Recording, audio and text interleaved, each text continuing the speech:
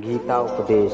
श्री कृष्ण ने अर्जुन को 5000 साल पूर्व जो गीता के उपदेश दिए थे उनका पालन करके आज तक कितने ही प्रसिद्ध व्यक्तियों ने अपने जीवन को सार्थक सफल बनाया है। गीता उपदेश मानव जाति के लिए सूर्य के समान है जो अज्ञान रूपी अंधकार से मुक्ति दिलाता है। मानव जाति के लिए गीता के उपदेशों की उपयोगिता और सार्थकता सदा बनी रहेगी। ये गीता उपदेश वो परम सत्य है जिसे अपनाकर हर व्यक्ति दुख कलेश मुक्त होकर सफल सुखद जीवन जी सकता है। इस लेख में गीता की 15 ऐसी बातें बताई गई हैं जिसके ज्ञान की ज़रूरत हर व्यक्ति को पड़ती है। मनुष्य का संघर्ष जितना बाहरी होता है उतना ही आंतरिक भी चलता रहता है। सोच और कर्म का संतुलन ही सफल जीवन का मंत्र है। सही गलत और उचित निर्णय की दुविधा में फंसे व्यक्ति को गीता के इन उपदेश से मानसिक संबल और धैर्य मिलता है। पहली बात, विश्वास की ताकत। तुम अपने विश्वास की उपज हो। तुम जिस चीज़ में विश्वास करते हो तुम वही बन जाते हो। जो स्वयं पर विश्वास करते हुए लक्ष्य की ओर बढ़ते रहते हैं उन्हें सफलता ज़रूर मिलती है अगर व्यक्ति अपने लक्ष्य के लिए कर्म में पूरे मन से लग जाता है और उसे। दूसरी बात, मृत्यु से भय व्यर्थ है। हर व्यक्ति के मन में मृत्यु का भय होता है। इस संसार का जब से निर्माण हुआ है तब से जन्म मृत्यु का चक्र चलता आ रहा है। यह प्रकृति का नियम है। इस सत्य को स्वीकार करके भयमुक्त होकर आज में जीना चाहिए।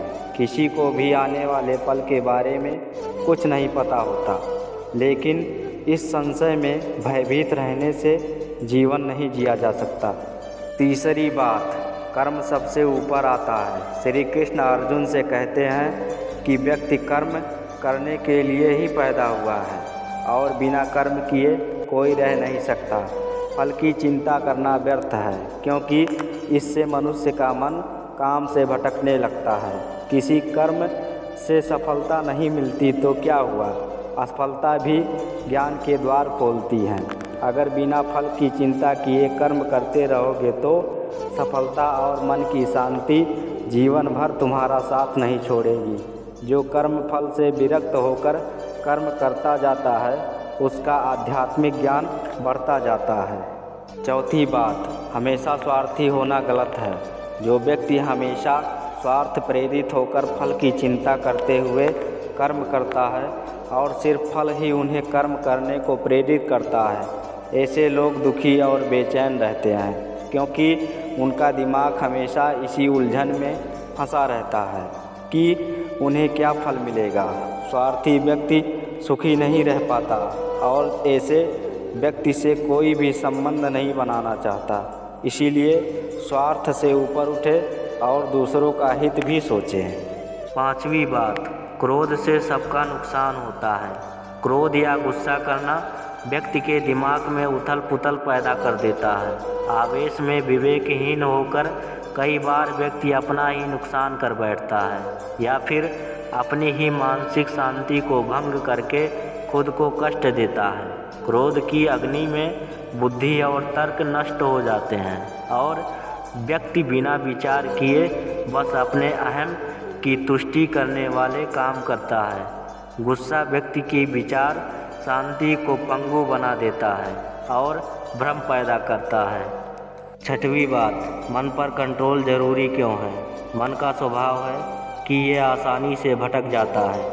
अगर जीवन को सफलता की दिशा में ले जाना है तो मन को काबू करना बहुत ज़रूरी है। श्री कृष्ण कहते हैं कि बार बार प्रयास करने से धीरे धीरे चंचल मन को वश में किया जा सकता है। मन को वश में करने से दिमाग की शक्ति केंद्रित होती है जिससे कार्यों में सफलता मिलने लगती है। अगर मन को वश में नहीं करोगे तो ये आपका सबसे बड़ा शत्रु बन जाता है। सातवीं बात, भगवानों में कोई छोटा बड़ा नहीं। इस संसार में ईश्वर कई रूपों में जाना जाता है। इसमें से कोई भी रूप बड़ा छोटा नहीं है। परमात्मा का हर रूप समान है। जैसे हर नदी अंत में सागर में जाकर मिलती है वैसे ही हर धर्म मत और संप्रदाय की धाराएं परमात्मा रूपी समुद्र में समा जाती हैं। यह संसार परमपिता का ही स्वरूप है, वो हर कण में विद्यमान है। 8वीं बात, कर्तव्य पालन जरूरी है। भगवान श्री कृष्ण उपदेश देते हैं कि हर व्यक्ति को अपने कर्तव्य का पालन करना चाहिए, यही धर्म है। अगर अपने कर्तव्य का पालन नहीं किया जाता तो मन में अशांति और दुख प्राप्त होता है। अपनी पसंद नापसंद, मोह बैर को किनारे रखकर अपना कर्तव्य करो। किसी अन्य व्यक्ति का कर्म आपको कितना भी आकर्षित करे, उसके प्रलोभन में ना आए। कष्ट में रहते हुए भी अपना कर्म करना दूसरे की नकल करने से श्रेष्ठ है। अपने कर्म और कर्तव्य का पालन ही जीवन का सही मार्ग है, क्योंकि कर्म करना अकर्मण्यता से हमेशा बेहतर है। कर्तव्य में दोष देखकर पीछे ना हटे, क्योंकि हर कर्म में कोई न कोई छोटा बड़ा दोष हो सकता है। जैसे अग्नि के साथ धुआं भी होता है। सदैव कर्म करो, कर्म करने से पहले विचार करो, लेकिन बहुत ज़्यादा विश्लेषण मत करो। अधिक विश्लेषण संशय और अकर्मण्यता पैदा करता है। 9वीं बात, ध्यान करने से परमात्मा को अनुभव किया जा सकता है। श्री कृष्ण कहते हैं कि शारीरिक कर्म में ज्ञान का मार्ग उच्च है और ज्ञान मार्ग से भी ऊपर ध्यान मार्ग है।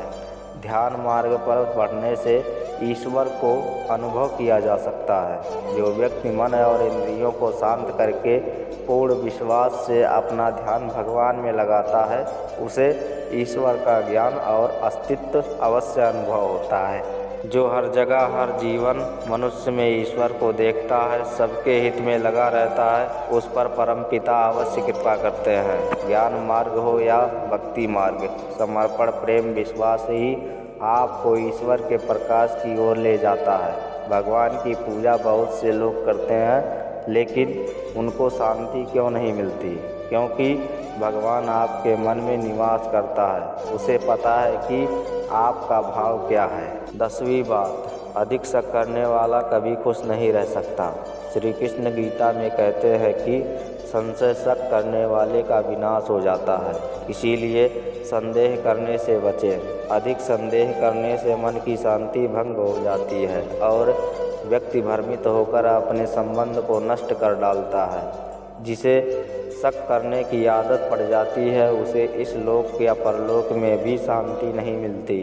सत्य की खोज ठीक है, लेकिन बिना सच जाने कल्पनावश होकर संदेह करने का अंत दुख कलेश पश्चाताप के रूप में होता है। 11वीं बात, अति करने से बचें। जीवन में संतुलन बहुत ज़रूरी है। किसी भी चीज़ की अति करना अच्छा नहीं है। जैसे सुख आने पर प्रमोद करना और दुख आने पर निराशा में डूबे रहना, दोनों ही गलत हैं।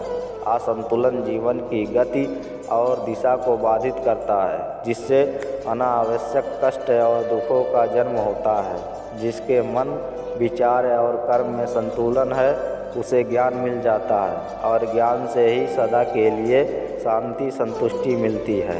12वीं बात, सही कर्म में ज्ञान और मुक्ति संभव है।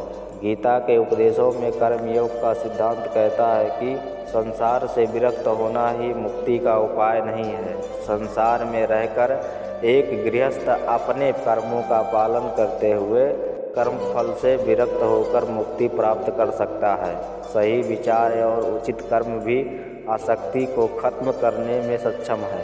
अच्छे कर्म कभी व्यर्थ नहीं जाते, चाहे ये दुनिया हो या परलोक।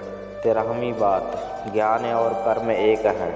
एक अज्ञानी कर्म और ज्ञान को अलग अलग समझता है, लेकिन एक ज्ञानी जानता है कि दोनों एक ही हैं। लोग ज्ञान की बात तो करते हैं, लेकिन उसका पालन नहीं करते। बिना पालन किए ज्ञान कोरा रह जाता है, ज्ञान का अनुभव नहीं होता। गीता कहती है कि ज्ञान पढ़ने की नहीं, बल्कि अनुभव करने की वस्तु है और अनुभव बिना कर्म किए नहीं मिलता। 14वीं बात, इच्छा दुखों का मूल है। इस संसार में जितनी भी चीज़ें सांसारिक सुख की श्रेणी में आती है, उनकी एक शुरुआत और अंत जरूर होता है। इन सांसारिक सुखों का अंत दुख, कष्ट और दुर्गति के रूप में होता है। इच्छाओं का अंत नहीं है, एक पूरी होती है तो दूसरी नई इच्छा आ जाती है। हर इच्छा से प्रेरित होकर कर्म करना गलत है, क्योंकि ऐसे तो अनुचित कार्य भी होंगे। इच्छाओं से विचलित ना हो, उन्हें एक विरक्त दर्शक बनकर देखो और वे चली जाएंगी। 15वीं बात, भगवान ही सबसे बड़ा सहारा है। परमपिता ही एकमात्र हमारे आधार हैं और अपने हैं। इस संसार में कोई भी अकेला नहीं है।